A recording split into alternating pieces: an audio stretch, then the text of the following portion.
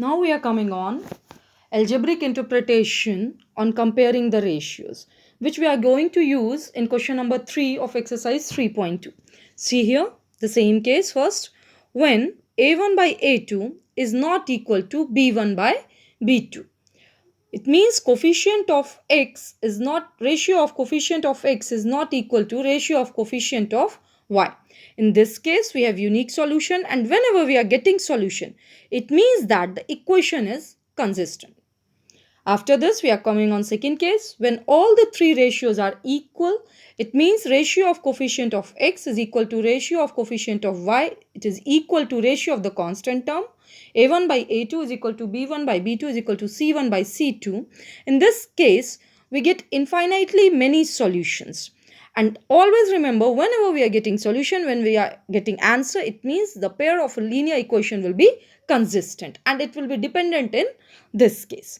Now third case, when a1 by a2 is equal to b1 by b2 is not equal to c1 by c2. Here we are getting no solution. You have seen in this case we are getting parallel lines. These lines never meet. That's why we don't have any solution. And the pair of linear equation will be inconsistent. Inconsistent, it means these two linear equations, they cannot be together in order to get a answer. We can't get answer from these two equations. That's why these kind of equations can't be together.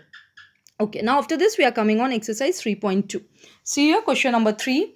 On comparing the ratios a1 by a2, b1 by b2 and c1 by c2, we have to find out whether the following pair of linear equation is consistent or inconsistent. We are going to do its third part. Third part is 3 by 2x plus 5 by 3y is equal to 7. This is first equation. Say this one is a1 will be here 3 by 2. Then coefficient of y is 5 by 3. So this is our b1. b1 is 5 by 3. And constant term is 7. Take this c1 as 7. Now second equation, it is given as 9x minus 10y is equal to 40. So coefficient of x in this case is 9. So a2 will be 9. Then here coefficient of y is minus 10. So b2 will be minus 10. Then in this case constant term is 14. So c2 will be 14. Okay. Now see here, after this I want to give you one note. This note is, if suppose that a by b, it is a rational number and it is divided by c by d. Clear? A by b divided by c by d. In this case what happens, that denominator of the second fraction or second rational number, it will be multiplied by the numerator of first. D will go to a. A will get multiplied by d. And then numerator of the second fraction will go to denominator of second. C will go to b. B will get multiplied by c. See how it comes. If suppose that a by b, it is divided by c by d. It means a by b, this line stands for division, divided by c by d. The sign of division we have converted into multiplication. Then c by d we have to take reciprocal. It becomes d by c. Numerator will become denominator and denominator will become numerator. Now I've told you in this case numerator will be multiplied by numerator, a multiplied by d and b multiplied by c. See, a by b divided by c by d, it means that c will go to b and d will go to a. Now after this we are coming on second case. See here, this is the second case. When there is a one rational number a by b, this a by b is divided by c. In this case what happened? This c will go to b. C will get multiplied by b. A upon b multiplied by c. See how this happens? Second case, a by b, if it is divided by c, a by b divided by c, then a by b divided by c can be written as c by 1. Now this sign of division, it has been converted into multiplication and then we have to take reciprocal of c by 1. It becomes here 1 by c. Now numerator will be multiplied by numerator. It means a will multiplied by 1 and denominator will be multiplied by denominator, that is b multiplied by c. A ones are a and b multiplied by c. It means a by b when divided by c, it is equal to a divided by b into c. This is your second case. This is the second case. A by b when divided by c, it is a divided by b into c. Always remember, numerator of the first rational number will be multiplied by the denominator of the second one. And like this only. Then in third case, if a is divided by b by c.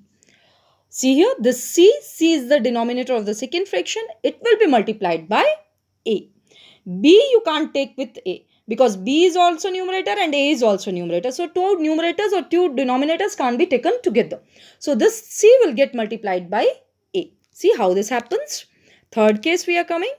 A divided by b by c.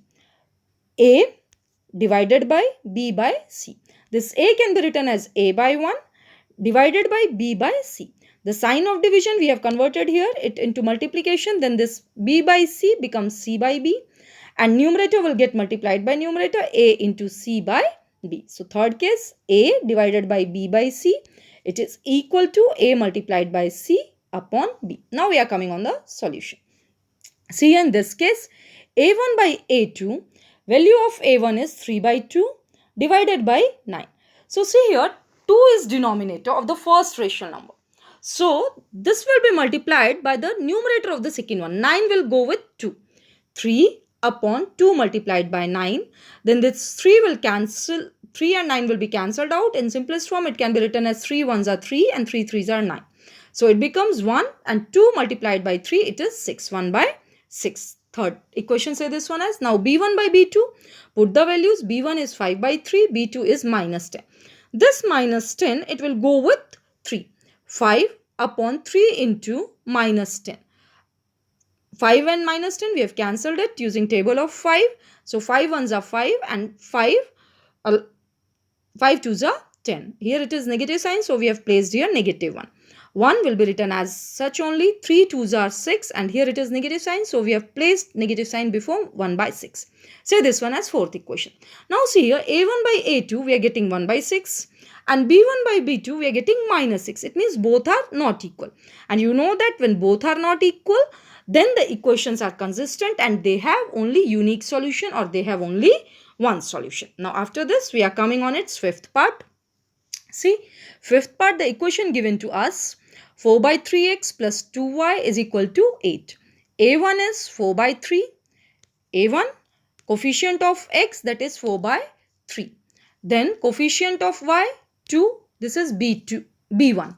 Then coefficient of constant term, 8. So c1 is 8. Now see here in second equation, coefficient of x is 2. So a2 will be 2.